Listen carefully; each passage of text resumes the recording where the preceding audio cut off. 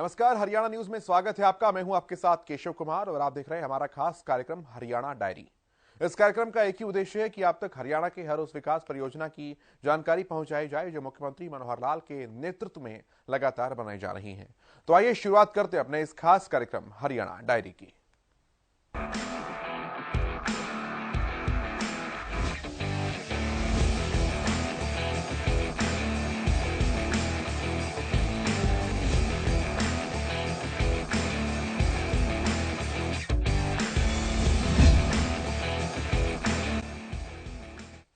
हरियाणा सरकार बढ़ चढ़कर जनहित के काम कर रही है।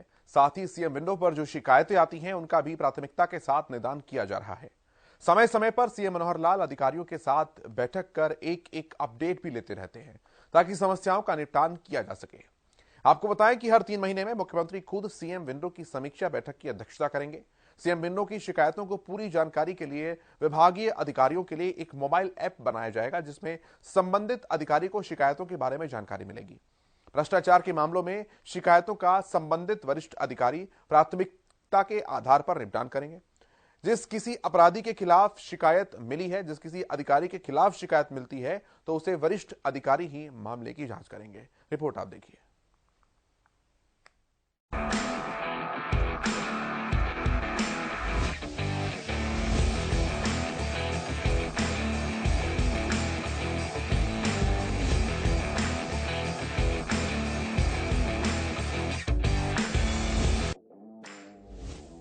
सीएम विंडो ग्रीवेंस की बड़ी बैठक, समस्याओं के निपटारे पर सरकार का फोकस, अधिकारियों को सीएम के सख्त आदेश।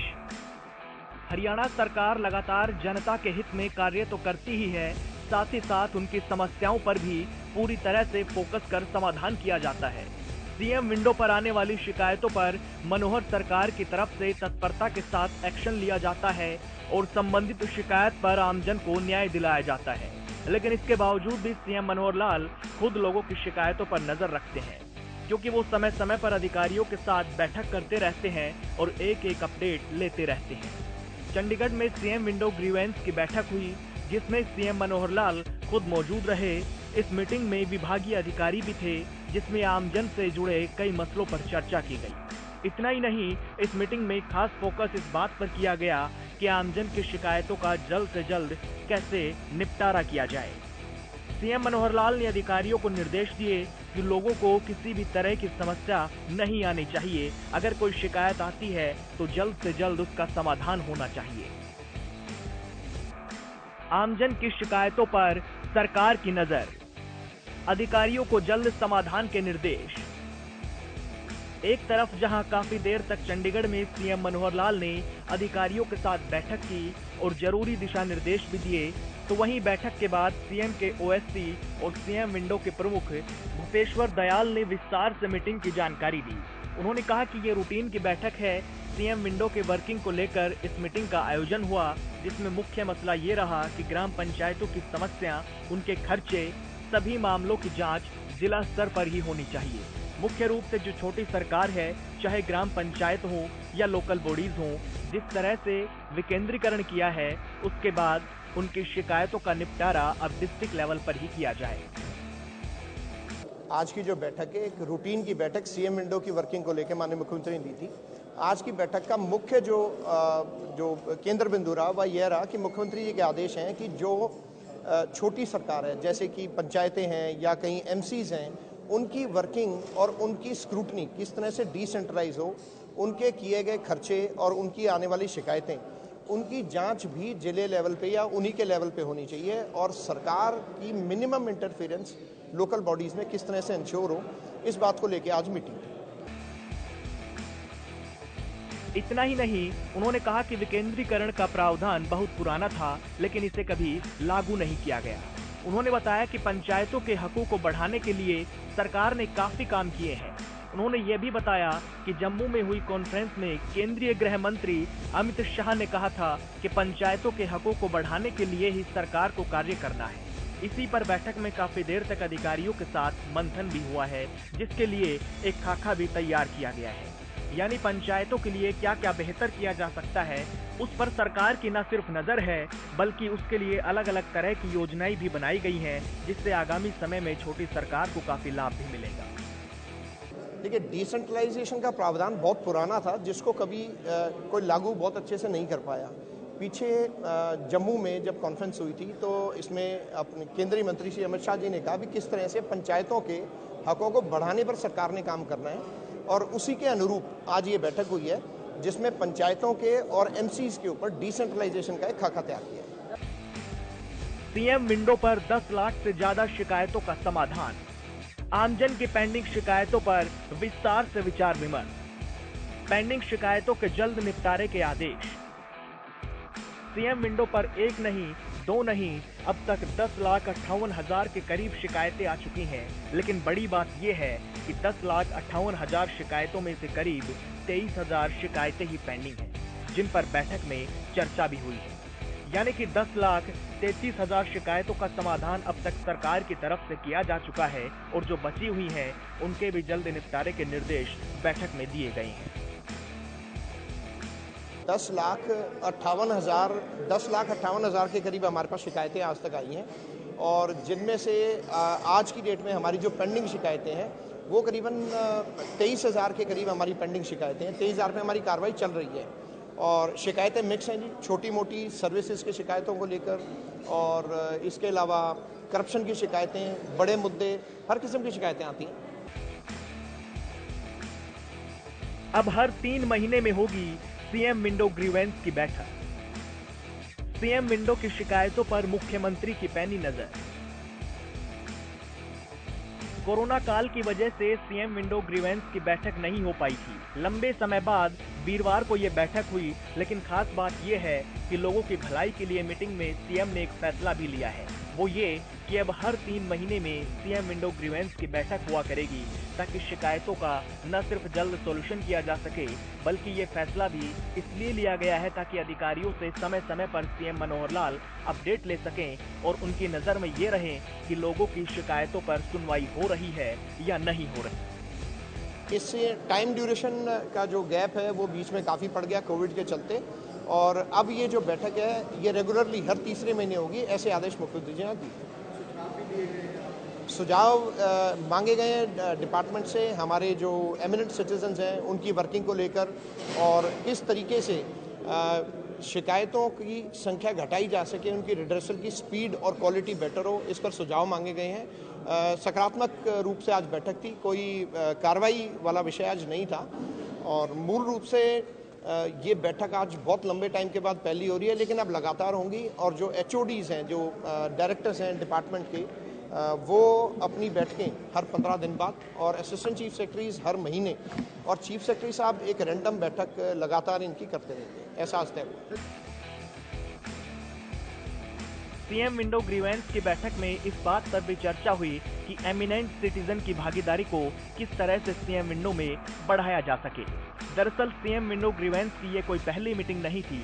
इससे पहले भी सीएम मनोहर लाल अधिकारियों के साथ कई बार बैठक कर चुके हैं, लेकिन बैठक में बड़ी बात ये रहती है कि वो जनता की समस्याओं का निपटारा करने के मुद्दे को हमेशा प्रमुख रखते हैं। मीटिंग में ये सुझाव भी मांगे गए हैं कि कैसे समाधान की रफ्तार बढ़ाकर शिकायतों की स्पीड को कम किया जा सके।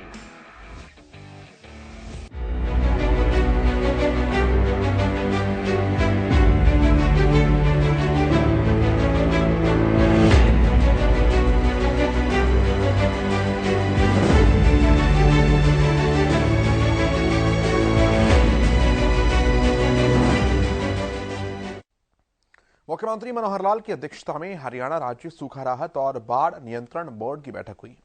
मीटिंग में मानसून सीजन के दौरान बाढ़ नियंत्रण पर विस्तार से चर्चा की गई। इसके साथ ही मनोहर सरकार ने साल 2026 तक हरियाणा को बाढ़ मुक्त बनाने का लक्ष्य रखा है। इसके लिए जिन इलाकों में जलभराव की अधिक समस्या है, उसके स्थायी समाधान के लिए इस साल विशेष प्रोजेक्ट्स लगाए जाएंगे। इसके अलावा जल संरक्षण और बरसात के पानी का दोबारा उपयोग करने के लिए भी ज्यादा से ज्यादा जोर दिया जा रहा है। इससे बाढ़ की स्थिति से निपटने के लिए साथ साथ ग्राउंड वाटर रिचार्जिंग और सूखे इलाकों में पानी का सदुपयोग किया जा सकेगा। इसके लिए सूखा राहत और बाढ़ नियंत्रण बोर्ड की बैठक में 528 परियोजनाओं को स्वीकृति प्रदान की गई है। इसके तहत करीब 1100 करोड़ रुपए की राशि खर्च की जाएगी। रिपोर्ट आप देखिए।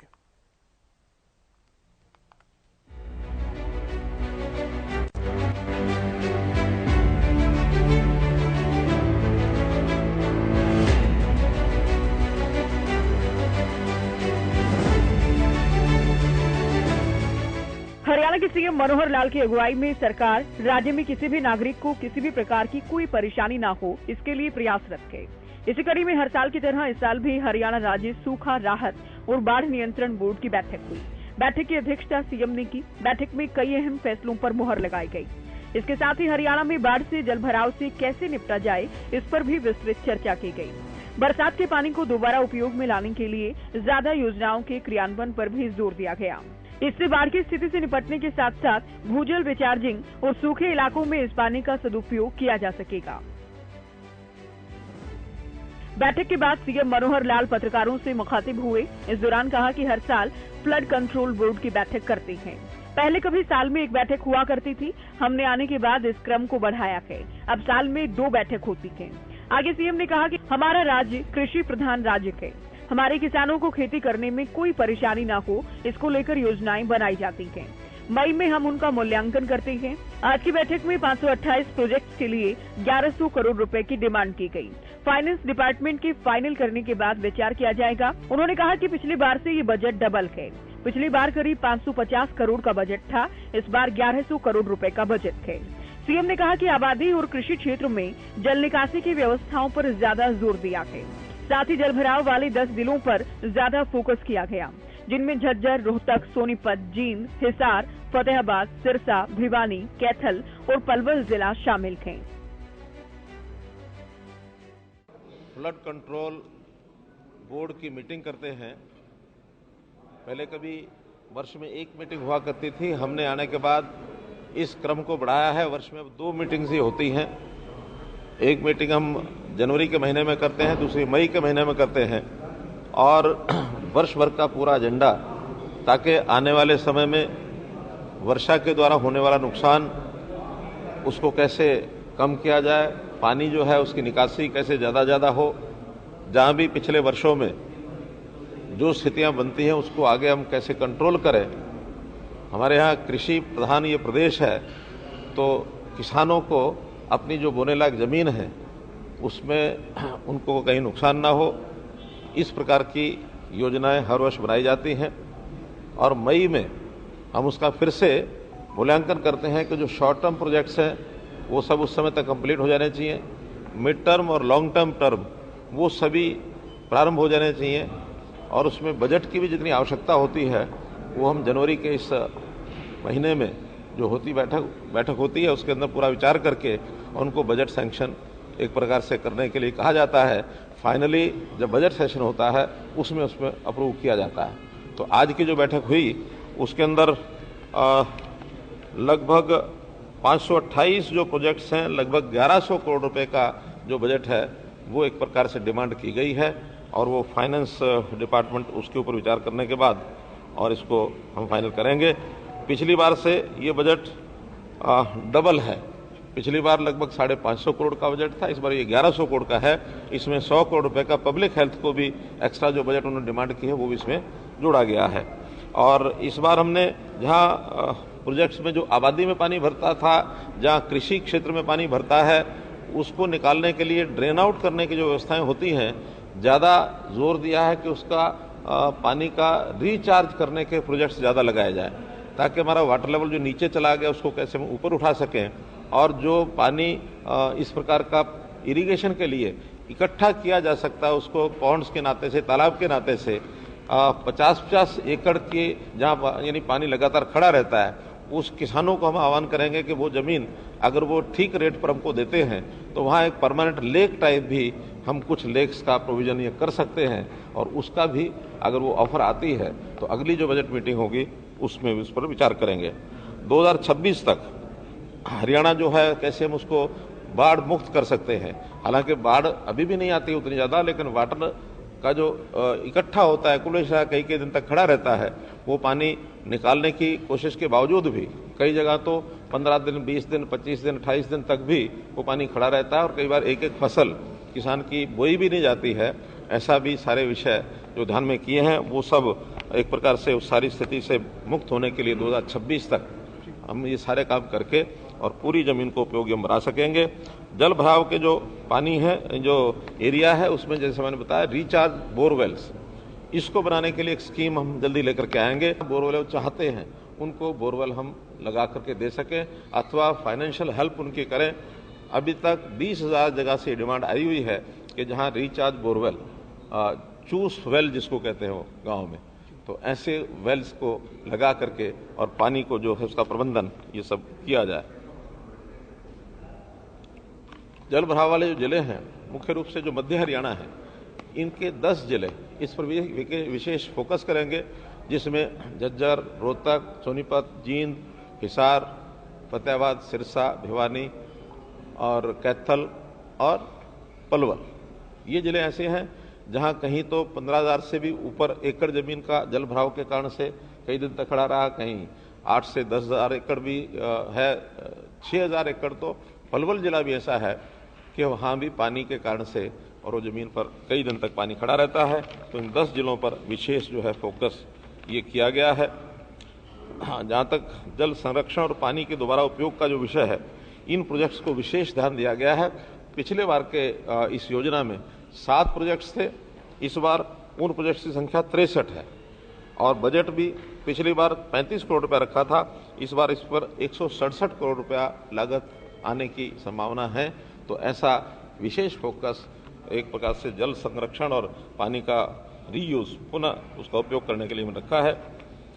जो पहले से प्रोजेक्ट चल रहे हैं उसमें भी जो थोड़ा धीमी गति से चल रहे थे उनको तेज गति से पूरा करने के लिए फोकस किया है। तो ऐसे इस प्रकार से जो मैंने बताया कि पिछली बार की अपेक्षा डबल काम करने के लिए आज हमने ये प्रस्ताव पारित किया। हरियाणा उन राज्यों में शामिल है जहां किसान पानी की कमी और बड़े पैमाने पर जलभराव दोनों का सामना करते हैं। सरकार इन समस्याओं को दूर करने में प्रयासरत है, जिससे जलभराव से निपटा जा सके और बरसात के पानी का सदुपयोग हो सके।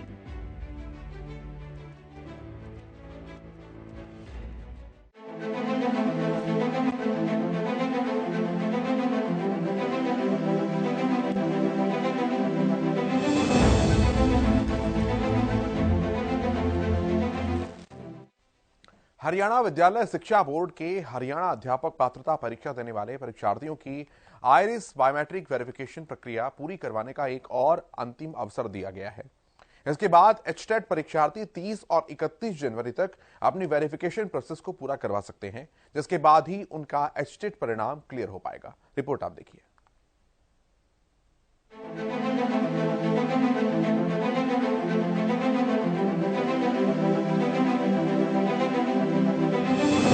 हरियाणा विद्यालय शिक्षा बोर्ड के हरियाणा अध्यापक पात्रता परीक्षा देने वाले परीक्षार्थियों की IRIS बायोमेट्रिक वेरिफिकेशन प्रक्रिया पूरी करवाने का एक और अंतिम अवसर दिया गया है।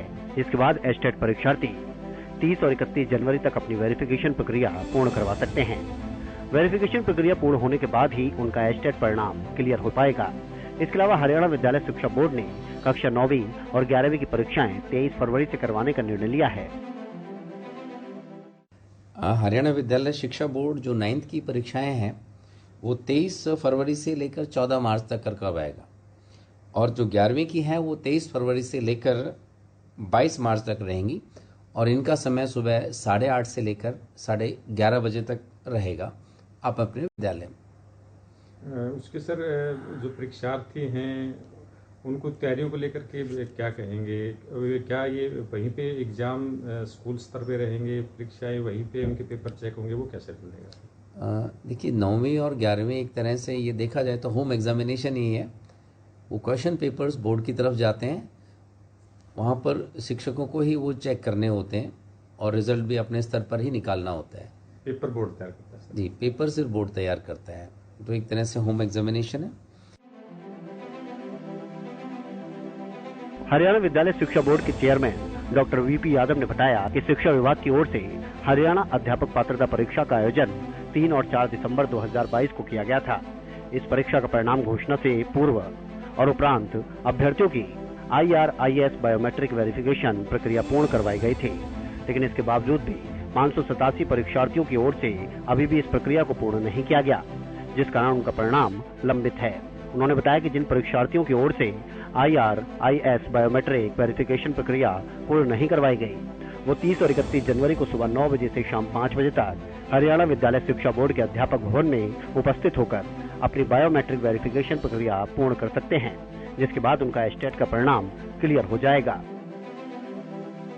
दूसरा जहाँ तक रहा एस्टेट की बायोमेट्रिक के बारे में, तो हमने फिर एक बार 30 और 31 जनवरी को जो बाकी कैंडिडेट्स रहे थे, जिसके अंदर 587 कैंडिडेट्स थे, उनको एक बार फिर मौका दिया है कि वो 30 और 31 जनवरी को यहाँ पर भिवानी के अंदर बोर्ड कैंपस में टीचर्स होम में अंदर आकर अपने बायोमेट्रिक करवा सकते हैं, जो सुबह 9 बजे से 5:30 बजे तक चलेगी। तो मैं चाहूँगा कि जो कैंडिडेट्स रह गए हैं वो तुरंत आकर अपनी बायोमेट्रिक वेरिफिकेशन करवा लें, परिणाम निकाला जा सके जी, ताकि उनका उसके बाद ही परिणाम हम डिक्लेयर कर पाएंगे, क्योंकि उन सब का रिजल्ट जो है RLEV है, यानी result late due to verification. Board के इस फैसले के बाद अभ्यर्थियों को एक बड़ी राहत मिली है, जिनकी IRIS बायोमेट्रिक वेरिफिकेशन प्रक्रिया पूर्ण नहीं हो पाई थी। उनके लिए ये एक बड़ा अवसर है।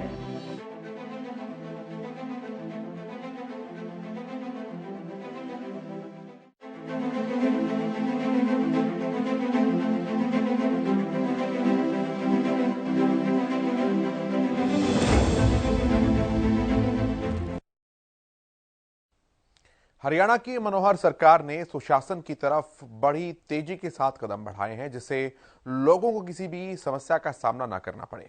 इसी कड़ी में शहरी स्थानीय निकाय मंत्री डॉक्टर कमल गुप्ता ने करनाल में आयोजित जिला लोक संपर्क और कष्ट निवारण समिति की मासिक बैठक की अध्यक्षता की। बैठक में 15 शिकायतें रखी गई, जिनमें से 8 का मौके पर ही निपटान किया गया और 7 मामलों को लंबित रखते हुए उच्चाधिकारियों को जल्द जांच करने के निर्देश दिए हैं। रिपोर्ट आप देखिए।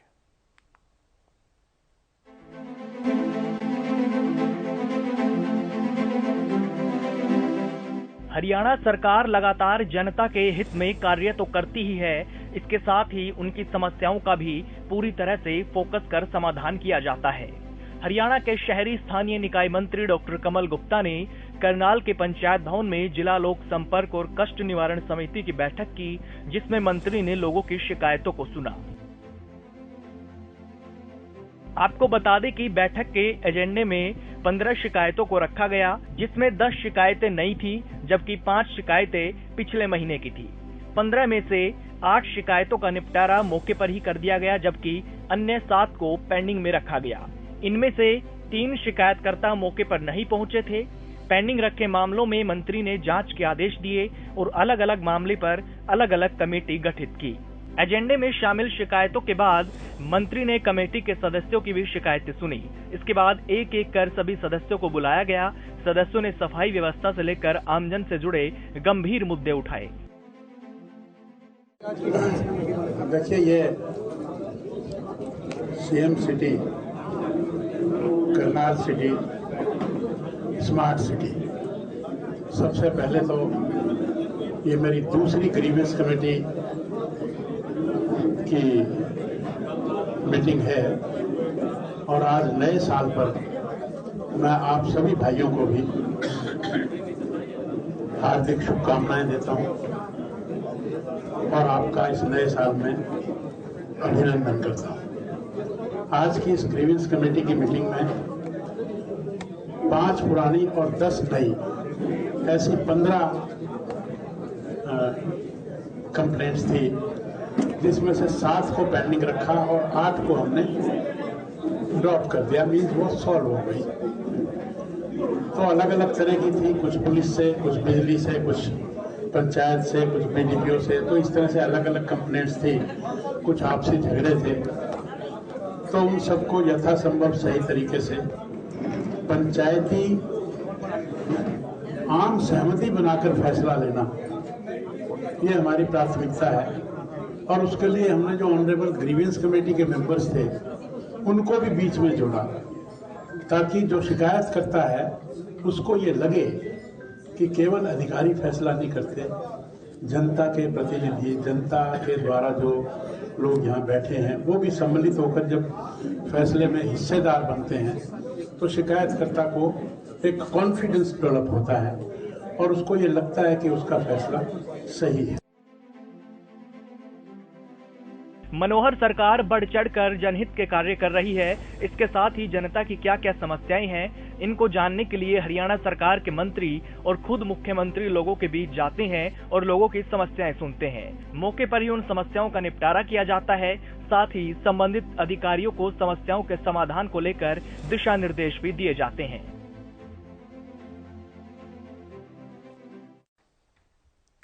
मुख्यमंत्री मनोहर लाल के कुशल नेतृत्व में हरियाणा प्रदेश लगातार विकास की ओर अग्रसर है। हरियाणा सरकार का हर वर्ग सरकार के कामों से संतुष्ट नजर आता है। सरकार का मकसद है कि प्रदेश के अंतिम व्यक्ति का विकास किया जा सके। फिलहाल आज के हमारे एपिसोड में इतना ही। कल आपसे फिर मुलाकात होगी। देखते रहिए हरियाणा न्यूज। नमस्कार।